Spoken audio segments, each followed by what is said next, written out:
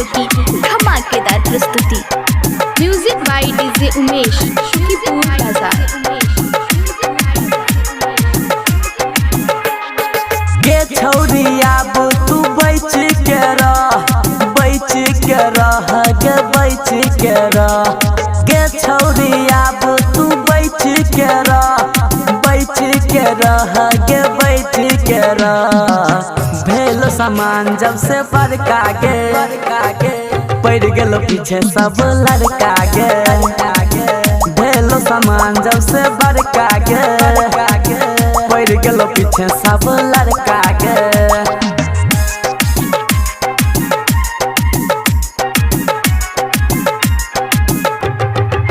भेल सामान जब से बड़का गे, पड़ गेलो पीछे सब लड़का गे।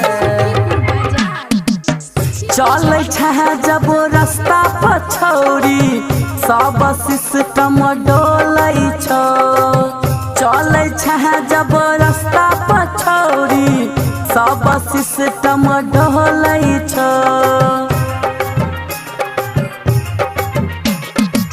सब छौरा छै रंगदार, कैर देहतौ आर पार।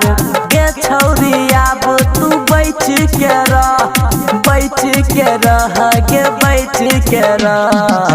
भेल सामान जब से बड़का गे, पड़ गेलो पीछे सब लड़का गे। भेल सामान जब से बड़का गे, पड़ गेलो पीछे सब लड़का गे। Mix by R P R recording studio, Sardev Sundarpur, Sardev Sundarpur. DJ Umesh, बड़का गे, पड़ गेलो शुकीपुर बाजार। पहिरी के घूमे टाइट टूपी सुतो लागो बड़ा बेजोर गे। पहिर के घूमे टाइट टूपी सुतू लागो बड़ा बेजोर गे।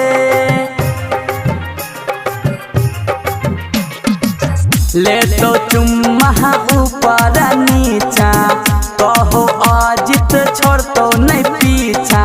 गे छौरी अब तू बैठ के रह, बैठ के रह गे बैठ के रह।